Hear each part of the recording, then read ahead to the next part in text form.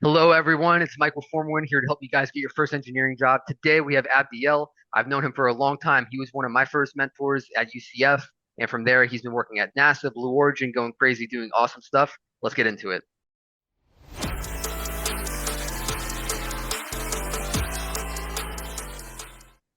Hey, nice to meet I, everybody. Thanks for joining me. yes, thank you so much for coming. It's such an honor and pleasure. I know you helped me a lot throughout my career, so can't wait to help other students throughout theirs. I know you have such awesome, great advice. The first time we met actually was you speaking at one of the AIAA meetings. So I mean that was great. So thank you for doing that and being on here again. So yeah, man. Absolutely, it's a pleasure. Why don't you tell us a little bit about what you do? Of course. So right now I am working for Blue Origin, which is an aerospace company that is dedicated of having millions of people living and working in space for the benefit of Earth. And I am a launch operations engineer with them. But as Michael had mentioned, I had spent some time at NASA, worked a little bit with them over there, and I've had a couple of career changes with Blue Origin so far. And then also I've spent a couple of years working for the Walt Disney Company and getting some good experiences there that have definitely helped my career move forward. I love that. Now, do you still work at the Walt Disney and Blue Origin, right? Yeah, I still do. So I'm grateful enough that I have an opportunity to stay with Disney in a part-time position. So I don't go there as often as I normally used to go, but it's good to get a two sides of the world experience to understand two different industries at the same time. 100%. And I mean, I respect the work ethic with that too, because not everyone can handle that, but you can and do excelling work at everything else too, right? That's how you moved up quicker. That's how you worked hard. And I mean, I follow your career and I see your LinkedIn posts and I see all that you do. So Absolutely. No, and I it's appreciate that. I no think mistake. I'm lucky. I'm lucky to have a good wife that supports that as well. As am I, as am I. And yeah, Mhm. no, that's the key thing too for everyone, right? I mean, you need to find the right partner. That's going to make everything so much easier, better, and more fun. But Very true. Well, you know, what was one of the most favorite positions that you've had? yeah, so excellent question. I think I've enjoyed all of them a lot, but I think the one that I'm currently doing right now is definitely one of the favorite ones. I had an incredible opportunity of actually being in the launch control console for the first launch of the New Glenn rocket. And even though I was not there for the actual launch itself, I was there slightly before that. I can say that I was one of the people that literally got that rocket ready for launch. And it was a very unique experience that I've been looking for ever since I started my career in the industry. Back at NASA, I was actually kind of shadowing somebody for the space shuttle mission, for the last space shuttle mission that we ever had. And so ever since that time, I've kind of been looking for that rush again. And I finally got it in this current role that I have right now. That sounds crazy awesome. So yeah, I Yeah. can definitely imagine, or rather, I can't imagine, but I can imagine. So that's so cool. Yeah, no, I mean, like that's such an incredible experience. So now you're doing that, right? And then you worked everywhere else before. What do you Mhm. think was the biggest thing that prepped you for this new position? Yeah, great question. I think it's different experiences, to be honest with you. So, having an opportunity to expose yourself to different areas within the work that you're doing helps out a lot in making sure that you're a well-rounded engineer as time goes on. So, I had a mentor of mine when I was at NASA that told me a really good advice, and I try to pass that on to everybody else. And it's there's going to come a point in your career where you're going to come into a fork in the road, and it's going to decide if you want to become a subject matter expert or somewhat of a Swiss Army knife that's capable of doing multiple things. And there's no wrong path. Both of them are incredibly good. But I decided to choose that Swiss Army path that gave me an opportunity to do many different things. And I think it's helped out very well in making sure that whenever I start a new role, I've already had some sort of experience, even if it's a minimal on it, because I've been able to kind of bounce around and do different things in my career. Great analogy. That's awesome. I hope everyone Hmm. has a pen, piece of paper, taking notes on that. Become a Swiss Army knife. I love it. Hmm. Now, what are some of the struggles you overcame, right? Let's try to think back to student days instead, right? So maybe through college, that's probably when we were first starting to become active, trying to find an internship, different things like that. So like, what are some struggles you went through during that time? Yeah, absolutely. Great question. So, I will be 100% honest with you. I was one of those students that was like really, really good in high school. Did an incredible job when I was in school, excellent grades and everything else. And I came into college with the mentality of like, it's gonna be easy, I'm gonna do fine, everything is gonna be great. And it was not. I struggled through my education. I'm more than happy to talk through it. I had classes that I had to take again. I was not a straight A student. And it's something that was definitely a struggle to go through, especially when I had a certain person within my academic experience. I won't name any names, but that they were like, maybe you should reconsider your career. Maybe engineering is not for you. And that was one of those things where I was like, okay. Um, I've always wanted to have this as a career. It's been my dream, and I'm not gonna let anything or anybody, kind of stop me from doing that. And if anything, hearing that from somebody in the academic world was probably the final push that I needed to say, like, no, I'm gonna prove you wrong, actually, and I'm gonna show you that I do have the ability to do this. And I worked it through it. I worked as hard as I could to get through it. And like I said, I wasn't perfect on it, but I think I was, made it well enough to be able to get out of the education, get the degree that I needed to, and was lucky enough to get to NASA, as soon as I graduated. And kind of like to what you mentioned with internships and everything else, I was one of those unique cases that I did not do any internships while I was throughout my college experience. And maybe that's something that's not as easy to do anymore. I think educational experiences are asking for more and more about that. But my route around it was that I was involved in a lot of projects that gave me experiences that I would have gotten similar to internships. And also, made a lot of good contacts throughout my time in the academics that kind of put me in a good position to graduate, get an internship, because I actually started off as an intern, and then from that intern, kind of work my way up to become a full-time person. Very interesting. Very interesting. I Mhm. love that. So when you started as an intern, what was that as the pathways? So it was not a Pathways internship position. And Okay. for those of you that don't know what Pathways is, it's a governmental internship opportunity that you get with NASA, where essentially you get an internship and then you're kind of somewhat guaranteed a government position afterwards. But it was not as one of those. I actually started off as a contractor intern. And most of the time that I had on NASA, well, actually the entire time that I had on NASA was as a contractor. It's just the contracting company that I was a part of it was a very unique contract in which essentially you represented the civil servant in the work that they're doing. And the civil servant is the person that directly works at NASA as a government employee. Um, Hmm. NASA is an entity that has a lot of contractors and not a lot of government employees. So I encourage everybody that wants to be a part of NASA to actually look at contracting companies, because almost the majority of the time they are the ones who have the most opportunities available out there for you. And if I'm being 100% honest with you, they're the ones who actually get to experiment a lot of the arduous work that's going on within the agency. I love it. Yeah, Hmm. man. I mean, like, there's a lot to unpack there. I want to talk about the track to get there, but before I do that, with everyone watching, I mean, you might not know as much, and I'm sure you can attest to this with other students and engineers that you work with who don't really know how this works when they're first starting out, because everyone wants to get the dream job at NASA, Lockheed Martin, Ford, right? But then they don't really look at, okay, like, how can I better position myself to start getting into the door, like no matter what it is. So contracting, I mean, that's definitely a opportunity. That's what I use. And I mean, that's what a lot of people do to better position themselves. So I love that. Now, Hmm. back to you getting into that first internship. Let's talk about how you kind of leveraged yourself. At FormAWin, we definitely believe in building long-term relationships, networking, etc. Is that something that you feel better positioned you off the rip? Is that how you really got the internship, or did you go to a career fair network to get that? Kind of run me through, uh, you know, uh, whether you got that after you graduated, before you graduated. Just walk me through, boom, to getting it. Yeah, actually, great question. So, I'm a strong believer that networking, getting familiarized yourself with other people, with the industry, with personnel that are already in the industry, is extremely important for you to be able to be a part of the aerospace industry. Um, Believe it or not, the aerospace industry is a very small industry, and it's not always all about what you know, but also who you know. And I'm not saying it in the sense of like, don't put the hard work, as long as you know, like, your best friend at the company, they'll get you a job. That's not how that works. But it definitely helps out to know people that are already in there, because they will help you understand what exactly it is that we're looking for. An example of that is, you'll see a lot of postings out there that come out that are very generic, that they say, hey, we're looking for an aerospace engineer, we're looking for a systems engineer. But majority of the time they're looking for very specific people with very specific experiences and interests, and having somebody that's in the inside that already is a part of it can help you understand that a little bit more. Now, going back to my specific experience for that internship, so I'm glad that you asked that. I did do a lot of networking when I was in school.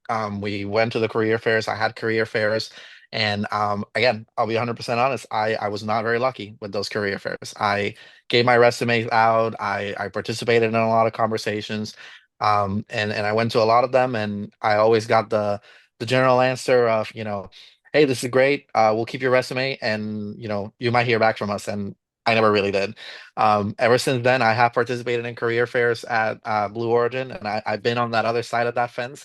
And maybe we can talk about that later if you wanna, have some of your folks learn about that experience. But yeah, I never got lucky. So the way that it went about doing that was I actually had a person that was working at NASA that knew me already from experiences, projects, and activities that I've done with them throughout my academic experience. And also I had a coworker of mine, or sorry, a friend of mine who graduated recently who came to NASA, and they both heard of opportunities that my contracting company that I eventually ended up working for had that were for interns.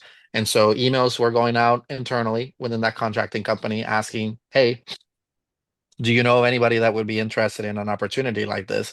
And my name was thrown in there, and I was lucky enough to get a call, have a conversation, and then after that, history has been made to me getting opportunities that I have right now. So I think it was because I had the right person in the right place in the right time.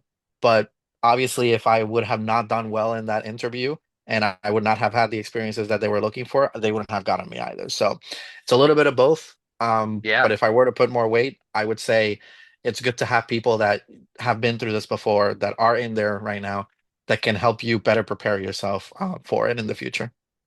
Yeah, I mean that's crazy. That's how it happens. You made it happen. And like a big Hmm. key for that too that I think that like might not be as apparent for people watching is just, to get to that point to network, build all these relationships and do this stuff and have the project experience, you need to be authentic, right? I mean that whole time leading up to that, you were being yourself, being authentic, working hard, believing in the vision, and like just like you said at that moment when the teacher told you that, you snapped gears and then from that it was history from that really and then that led Hmm. to this. So I mean, yeah, I love that. I mean, that's a crazy story. So I mean, again, I hope everyone watching, you're taking some notes of this. Think about your situation, maybe where you're at, who you know, what your network is, and kind of analyze how you can connect the dots because that's it too. But you need to strategize, but also come from it authentically, right? If you believe in this, you do want to be an engineer, then that stuff will add up. Absolutely. I think the most important thing of the world is, believe in yourself and believe in your dream, and don't let anybody out there tell you otherwise. I mean, you are in control of your life. And there's going to be a lot of people out there that are going to be against you and they don't want you to be successful. Just that's noise. Put it off to the side, keep on moving forward, and opportunities will eventually come. That's right. All right. Well, let's transition a little bit into one piece of advice you would give your younger self, right? If you were to go back and do things differently, what would you do? Or a piece of Yeah. advice. Great question. So, this is one that's a little bit hard because I feel like if I were to transition back, I think I would give a lot of different advices to myself on doing things a little bit differently. But I will tell you one that is very unique and maybe not necessarily one that's like specific to careers, but I think it's very important in today's day and age, and that is enjoy your academic experience. Enjoy your time in college. Have fun, meet people, talk to people, engage with them, um, and enjoy that unique opportunity that you have to be in a crossroads where you are no longer in a world that is prescribed to you in your learning education, but you Mhm. are building it as you're going through it. Because I mean, Yep. it's college, right? Like you get to pick your classes, you get to pick what you're doing. And I mean, sure, there's a specific regime that you have to go, but you can move it around a little bit. And I say that because looking back at it, I think that I was very nose down in school, and I was very nose down in classes, and I was very nose down in like, I need to get good grades. I need to do this. Um, if I don't get good grades, I'm not going to be able to be successful. And like I mentioned before, right? Like I tried really, really, really hard, and I still had classes that I didn't pass and all that other stuff, but somehow I still made it out and I was successful. And looking back at it, I feel like I spent so much time just nose down that I did not enjoy the other half of the academic experience, which is all of those people that you met, and all those fun times that you had and all that in between. And I'm not saying, that there's not a fine balance to it, right? At the end of the day, it's very important to make sure that you are paying attention to school, you are paying attention to your classes, But also there are other things that are happening out there. Because once you graduate, life just takes such a quick turn, especially if you end up in a world where you start a job that as time goes on, there's going to be less and less time for you to do all those other fun things that, you could have done on your free time. So I think that's definitely one piece of advice that I've actually given to people that have, they're in high school and about to transition to college, and it's like enjoy that experience because it's a Yep. unique experience that you'll never get to do again. Because afterwards, you become an adult. Yep. You got jobs, you got a wife, you're eventually gonna have kids, bills that you're gonna have to pay, and I'm not saying you can't have fun. Outside of that, I'm on the contrary, I'm enjoying my life every day more and more. But that subset of experiences that you can have in college, sometimes it's only that one time to do it, and you definitely should experience them. It's unique. It's unique. Hmm. 100%, man. I love it. Now, Yeah. let's transition a little bit further too. I mean, next time we have an episode, we'll dig deeper for any questions that anyone watching has, drop it in the comments. But I want to transition maybe to your goals for the future, kind of where you Hmm. see yourself going, just anything like that. Talk to me. Yeah, absolutely. So I think it's very interesting that I have been lucky enough to have wanted certain goals in life and have been able to get them in what I would say have been a very fast-paced environment, right? Ever since, I had that experience in 2011, during the last space shuttle launch, I wanted to be part of the launch control team. And, sure, it's 2025, so that's 14 years later, but I think it's faster than I would originally anticipated. And the unique thing about it is that it wasn't necessarily in the path that I wanted it to be at, and it wasn't necessarily in the agency that I wanted it to be at. And I think what I mean by that is if you would have asked old Abdiel or younger Abdiel when he was in college, and you know this, right? It was NASA, NASA, NASA, NASA, NASA, NASA, and nothing else. And interestingly enough, I had the opportunity to go be at NASA, and I was there for a couple of years. I'm sure if I would have hung around just a little bit more, I would have become a civil servant. But another opportunity appeared itself that I never really had considered, to be part of the Blue Origin company, and I took it today, and I don't regret it. It's been great. It's been incredible. I've learned a lot, and it opened the door for that ultimate goal that I wanted to be a part of. And the reason why I bring this up is because um, goals constantly change, and you shouldn't be afraid of that. I think some people have the mentality of like, hey, I have this one specific goal in mind, and at some point in your life, you're gonna be like, I don't know if I really want to do that anymore. And then you're gonna be like, well, but that's my goal, so I have to do it. Just don't be afraid to question it every once in a while, because sometimes it might change. And the reason why I mentioned this is because as of recent, the time that I've had at Disney was something that created a door that had opened that I haven't had the chance to explore just yet as much as I wanted to. And so I'm thoroughly loving the aerospace industry. I think I have many years ahead of me there, but I think as time progresses and time goes on, goal has created itself to where I want to understand that other side of the world, and I want to experience what it is to be what the industry call Imagineering, which is the engineering division for Disney that develops all these parks and all that other stuff in between. And that's not something that I think I would have thought about maybe 5 years Yep. ago. So it's something that just constantly changes, and you never know, right? So that's a goal of the future to be part of the Imagineering team. I don't know when it's going to happen. I don't know how it's going to happen. I think I'm at a point where I'm like, I want to manifest it, and if it happens soon, great. If it doesn't happen soon, and I have other opportunities within the aerospace industry, amazing. I mean, I think there's opportunities in both areas that I think there's plenty out there that could happen. And I think you'll ask me tomorrow, and that goal will probably change. And what I wanna get out of that for everybody that's viewing is don't be set on one specific goal, right? Like life is unique. We only have one. So have every opportunity to do whatever you think you want to do in your life. And once you achieve it, go do the next thing, right? Like, why not? Exactly.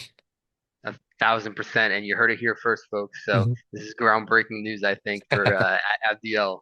But we shall see. But yeah, man, I mean, I love that. And again, no matter where you go, I know you're going to be excellent at it, thus proven throughout your career and what I've Mhm. seen and what you've helped so many people with. So, I mean, I love and respect that. And then for everyone watching too, with goal setting, everything you said is so accurate. I mean, just a quick, complete sidebar, not engineering related example. I went to go get blood work done last year. Everything was confirmed, everything was good. Woke up morning of, drove to it, the place was closed. So my goal had to shift pretty pretty rapidly, right? So I mean, same thing in life, and no matter what you're doing. And then a big part of this too, which is also something that you're doing, that maybe people also won't actively think about, kind of how we talk about authenticity. But as we're chasing these goals and going to these new things, what you're doing is you're making sure you're good at your craft and trying to be the best in what you're doing, right? So becoming the man or becoming the person as you're doing all these things and as new goals change. So that way, when a goal is there, you're ready to receive it, and that's exactly what you do.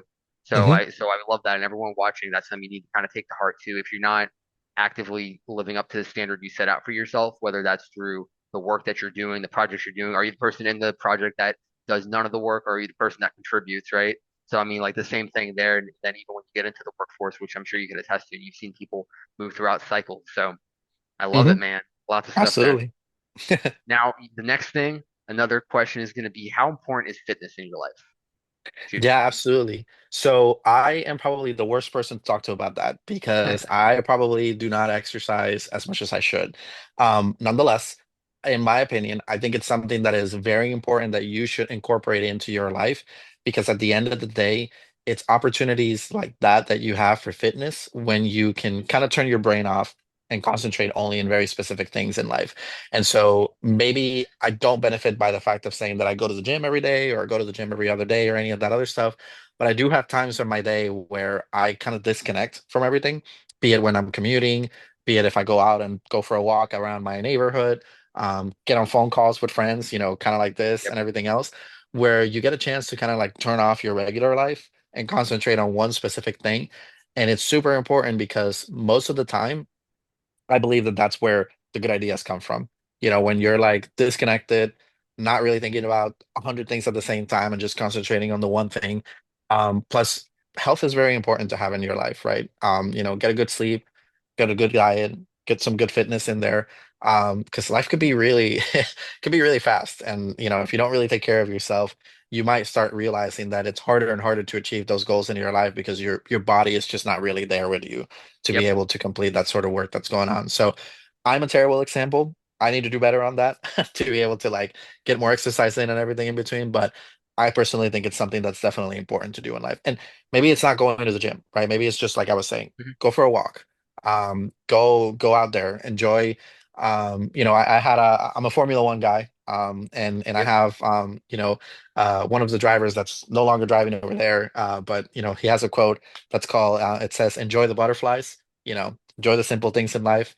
Sometimes it's good to do that because when you do that, you have an opportunity to kind of like disconnect and come to the realization that, wow, maybe I should be doing this differently, or Yep. maybe I should be doing things in a different way. But yeah, 100% health is wealth, and I love everything you said. And I mean, doing all absolutely. those walks and everything, I mean, that's part of it, right? Because if you're a Hmm. student, maybe all you have time for is to study, but you need to make time and go out and at least do those walks too, because that's gonna still make you healthy and just allow you to compete at a high level and operate at a high level. So, 100%. Absolutely. Yeah, and to be honest with you, one final thing, right? Yeah. Keeping tabs on your health is super important. And you know, uh, if we are talking to a lot of folks here that might be interested in engineering or just anything in general, if you like technology, there's a lot of things out there that can help you keep track of that right now. And if anything, that's what I've been doing recently. I don't go to the gym as much as I should, but I have a bunch of things that are tracking my health right now. Be it a watch, be it a ring, whatever it is that you want to do, but keep an eye on it. And it's very important to do that because the healthier you are, the more you can achieve. So yeah. 100%. Now let's bring it back to the job world here. What, like we're wrapping up here pretty soon, but what's one, quick tip for someone who's looking for a job? Maybe they just graduated, maybe they're in their last semester and they're stressing like I was and you were. And but like what's one quick tip you can give them to find a job quickly and easily? Open yourself to opportunities and industries that you might not have looked at before, that have experiences that you already have that are going to open the door for you into a career. Your first job, a lot of people say that your first job is really important, and it is. It's your door out of the academic world. It's your door into the real world and to be able to do a lot of things. But your first job doesn't have to be your dream job. 90% of the time, it's not. So don't be afraid to look outside of that area that you're interested on, because sometimes you might find yourself in an opportunity that is unique that you never thought about, that is actually going to open more doors for you in the future. I'm not a good example because I was lucky enough to end at NASA where I wanted it to be. But maybe the good example that I am is that I didn't want to do an internship when I graduated from college, right? Like I had bills that I needed to pay and everything else. And the area that I ended up was computer stuff. It was computer work, computer engineering. Um, I went for mechanical engineering, so that wasn't something that I was going to be good at. But I took it and I made it my own experience, and that opened doors for other things. At the end of the day, the most important tip of it all is uh, you need to get in. Once you're in, you can make so many other things afterwards. So yeah. I don't think there's any better way to end it than that, guys. Listen, thank you so much for coming here, helping everyone out. Your socials will be down in the description. Guys, go connect with him. Let him know if you need anything. Same here with FormAWin and me, Michael. But listen, it's been a pleasure. Can't wait for next episode. Everyone watching, make sure you drop one takeaway in the comments. Anything else you guys need, reach out. Go FormAWin. Yeah, thank you so much, Michael. I really do appreciate what you're doing. This is great, having opportunities for people to open their doors and talk about their experiences so that others can do better. It's amazing. So keep up the great work and thank you for the opportunity. And I'm sure this won't be the last one. So I look forward to the next one. I love it. Thank you so much, man. Bye, guys.